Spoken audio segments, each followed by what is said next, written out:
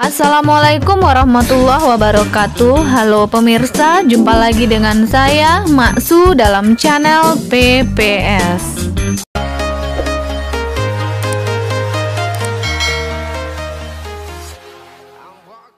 Kali ini Maksu akan membahas kembali tentang kelanjutan soal-soal pedagogik untuk tes SKB formasi guru, baik itu guru SD, SMP, SMA atau SMK yang akan tes CPNS nantinya. Spesifiknya adalah kelanjutan tentang soal penilaian yang sudah dibahas kemarin. Untuk lebih jelasnya, mari simak video pembahasan berikut ini. Kita lihat soal berikut. Standar penilaian pendidikan merupakan acuan bagi guru dalam melaksanakan apa? Kita lihat A. Penilaian hasil belajar peserta didik. Nah, sesuai dengan Permendikbud tentang standar penilaian, bahwa standar penilaian pendidikan adalah kriteria mengenai lingkup tujuan, manfaat, prinsip, mekanisme, prosedur, dan instrumen penilaian hasil belajar peserta didik yang digunakan sebagai dasar dalam penilaian hasil belajar peserta didik pada pendidikan dasar dan menengah. Oke, kita lihat kata kuncinya di sini. Ada dijelaskan dalam permen tersebut bahwa instrumen penilaian hasil belajar peserta didik yang digunakan sebagai dasar dalam penilaian hasil belajar peserta didik. Jadi jawabannya benar A. Penilaian hasil belajar peserta didik. Kita lihat soal berikut. Penilaian adalah penafsiran hasil pengukuran dan penentuan pencapaian hasil belajar. Penilaian dapat berupa hasil belajar peserta didik yang tidak dipengaruhi oleh kepentingan penilai, perbedaan latar belakang agama, sosial, ekonomi, budaya, bahasa, gender, dan hubungan emosional. Cara penilaian tersebut mengacu pada aspek penilaian apa? Kita lihat A. Objektivitas. Nah, sesuai dengan buku panduan penilaian yang dikeluarkan oleh Kemendikbud ini, yang dikatakan objektif itu adalah penilaian tidak dipengaruhi oleh subjektivitas penilai atau tidak dipengaruhi oleh kepentingan penilai. Jadi sesuai dengan soal kita ini, bahwa penilaian ini dapat berupa hasil belajar peserta didik yang tidak dipengaruhi oleh kepentingan penilai. Maka cara penilaian ini mengacu pada aspek penilaian objektivitas. Jawabannya adalah A. Kita lihat B. Transparan, ya, transparan atau terbuka itu merupakan prosedur penilaian dan kriteria penilaiannya harus jelas dan dapat diketahui oleh siapapun. Kita lihat C. Bermakna. Nah, bermakna itu merupakan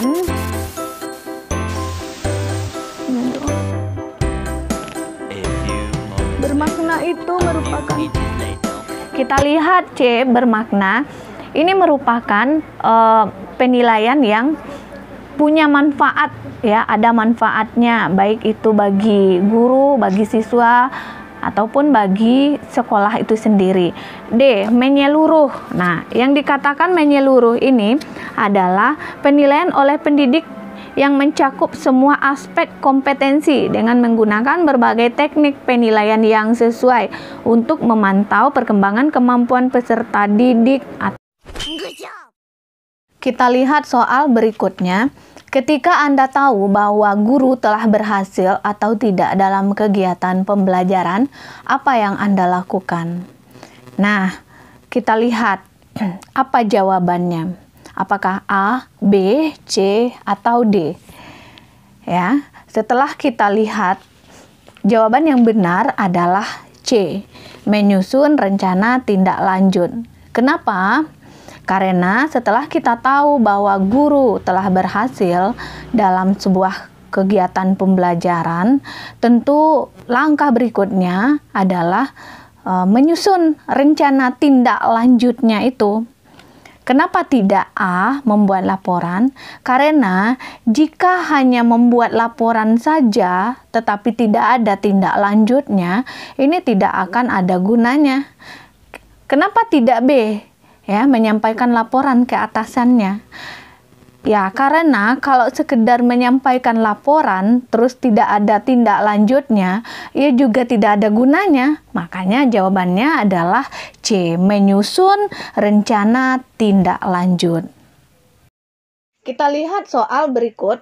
Upaya merancang pengayaan bagi peserta didik yang mencapai ketuntasan belajar optimal tampak dalam kegiatan guru sebagai berikut. Oke, sebelum kita lihat A, B, C, dan D-nya, kita tahu dulu pengayaan, ya.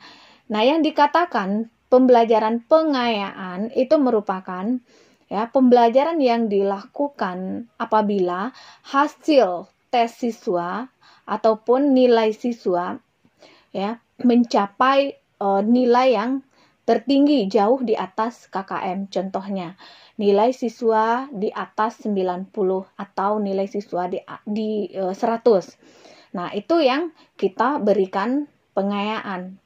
Nah, materi apa yang kita berikan? Tentu materinya masih dalam topik atau IPK atau KD yang sama, tetapi materi tersebut lebih dalam lagi, ya, lebih dalam lagi cakupannya. Itu yang kita berikan pada siswa. Oke, kita lihat A. Memberikan tambahan materi berupa sumber ajar dari pengarang yang berbeda. Nah, ini tentu saja bukan, ya, pengarang yang berbeda. Kemudian materi berupa sumber ajar dari pengarang yang berbeda. Ini juga bukan. Nah, kemudian B, memberikan tes tambahan dengan tingkat kesulitan lebih tinggi. Nah, ini tentu juga bukan, ya. Bukanlah pembelajaran pengayaan namanya jika hanya memberikan tes tambahan. C, memberikan tambahan sumber bacaan yang lebih mendalam dan tingkat variasi yang tinggi berikut instrumen tesnya yang sesuai. Nah, ini juga bukan. Dan D, diberikan materi bahan ajar yang lebih tinggi tingkatannya dan mengerjakan soal-soal yang memiliki kesulitan tinggi. Oke, ini jawaban yang tepat, ya. Materi yang diberikan itu lebih tinggi tingkatannya dengan catatan KD dan IPK-nya itu atau topiknya itu masih tahapan yang masih sama. Nah, kemudian soal-soal yang kesulitannya lebih tinggi karena nilai mereka itu 90 atau 100, berarti soal yang seperti itu sudah biasa bagi mereka, ya. Makanya diberikan soal yang tingkat kesulitannya tinggi, lebih tinggi dari itu. Jawabannya adalah D. Damn. Kita lihat soal berikut. Dasar rancangan program remedi bagi peserta didik yang capaian prestasinya di bawah ketuntasan belajar adalah apakah A, B, C, atau D? Sebelum kita tahu, kita harus tahu dulu konsep remedial. Program remedial ini merupakan program pembelajaran yang diperuntukkan bagi peserta didik yang belum mencapai KKM dalam satu KD tertentu. Program ini dilaksanakan lebih ditegaskan pada saat di luar jam pembelajaran. Kalau situasinya mendesak, boleh dilaksanakan pada saat jam mengajar. Nah, dasar rancangannya apa? Kita lihat A. Proses pengajaran remedial pada dasarnya adalah proses belajar mengajar biasa. Tentu ini bukan, ya. Kenapa bukan? Karena proses pengajaran remedial ini adalah proses pengajaran yang dikhususkan untuk membantu peserta didik saat memahami kesulitan belajar yang dihadapi secara mandiri. Mengatasi kesulitan dengan memperbaiki sendiri cara belajar dan sikap belajarnya. Nah, jadi ini bukan. Kemudian B, tujuan pengajaran remedial adalah sama dengan tes diagnostik. Nah, ini juga bukan. Kenapa? Karena tujuan pengajaran remedial itu adalah untuk membantu peserta didik supaya bisa mencapai KKM. Berapa kali kita memberikan remedial pada siswa kita, boleh berulang-ulang sampai mereka bisa mencapai KKM. Nah, jika sampai beberapa kali ya tidak juga mencapai KKM, batas akhirnya adalah di akhir semester pembelajaran tersebut. Jika peserta didik itu belum juga mencapai KKM, maka ya guru tidak dianjurkan memaksakan memberi nilai tuntas sesuai KKM. Nah, jadi seperti itu. Kemudian C, sasaran terpenting pengajaran remedial adalah peningkatan kecerdasan siswa. Nah, ini baru jawaban yang tepat. Karena pengajaran remedial ini adalah pengajaran yang dilaksanakan untuk membantu kesulitan siswa saat belajar. Tentu berarti siswa yang sulit dalam belajar itu tuh kan kecerdasannya kurang. Nah, tentu dengan adanya pengajaran remedial ini bisa meningkatkan kecerdasan siswa. Jadi jawabannya adalah C. Kita lihat soal berikut. Salah satu prinsip merancang program remedial bagi peserta didik tampak dalam kegiatan guru yang seperti apa. Nah, sebelum kita tahu jawabannya, kita lihat dulu. Pelaksanaan pembelajaran remedial disesuaikan dengan jenis dan tingkat kesulitan. Yang dapat dilakukan dengan cara yang pertama, pemberian bimbingan secara individu, pemberian bimbingan secara kelompok, pemberian pembelajaran ulang dengan metode dan media yang berbeda. Pembelajaran ulang ini dilakukan apabila semua peserta didik mengalami kesulitan. Pembelajaran ulang dilakukan dengan cara penyederhanaan materi, variasi cara penyajian, penyederhanaan. Nah, kemudian pemanfaatan tutor sebaya. Nah, kita lihat pilihannya.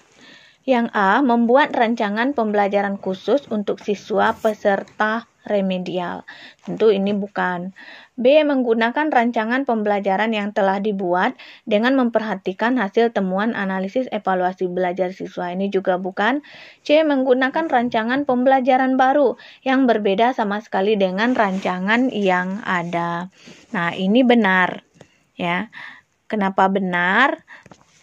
Karena di sini kan pada penjelasan tadi dijelaskan pemberian pembelajaran ulang dengan metode dan media yang berbeda. Artinya tentu menggunakan pembelajaran yang baru, yang berbeda sama sekali dengan rancangan yang ada. Jadi jawabannya adalah C. Kita lihat soal berikut. Penilaian portofolio dapat dilaksanakan dengan cara apa? Nah, sebelum kita tahu caranya, kita tahu dulu apa itu portofolio. Portofolio merupakan kumpulan tugas-tugas terbaik siswa.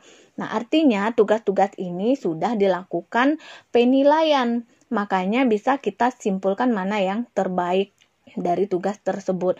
Nah, kumpulan dari tugas terbaik itulah yang dikatakan portofolio. Jadi, penilaiannya seperti apa? Kita lihat A. Memberikan penilaian menyeluruh terhadap tugas-tugas siswa. Nah, ini tentu bukan, karena tugasnya tadi itu sudah dinilai. Nggak mungkin memberikan penilaian menyeluruh terhadap tugas-tugas siswa lagi. Kemudian B. Mengumpulkan lembaran jawaban hasil tes harian dan sumatif tiap siswa. Nah, ini juga bukan ya. Kalau sekedar mengumpulkan tanpa menilai, ya juga tidak termasuk penilaian ini. C. Mengumpulkan hasil kerja masing-masing siswa yang telah diberikan masukan baik oleh guru dan rekan siswa dalam suatu album sebagai bukti hasil belajar. Nah, ini jawaban yang tepat ya. Kita kumpulkan hasil kerja mereka itu ya dari mana kita tahu tugas atau hasil kerja mereka sudah dinilai.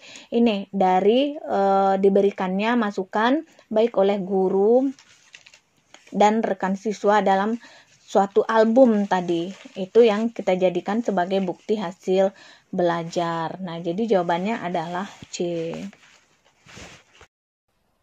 Wow. Lihat soal berikutnya. Penilaian hasil belajar siswa didasarkan pada karya siswa dan tugas siswa. Kemampuan dalam proses pembelajaran dan hasil post-test disebut. Nah, kita lihat konstruktivisme. Ini tentu bukan ya, ini merupakan teori belajar ini. B, authentic assessment. Nah, ini benar ya, ini penilaian autentik. Jadi jawabannya adalah B. Kenapa tidak C dan D? Karena C efektif, D kondusif. Itu merupakan suasana belajar. Pemirsa, sampai di sini dulu pembahasan kita. Semoga bermanfaat bagi kita semua dan sampai ketemu lagi di lain waktu. Jangan lupa subscribe video ini jika bermanfaat dan bagikan supaya yang lain bisa juga menonton video ini. Akhir kata, wassalamualaikum warahmatullahi wabarakatuh.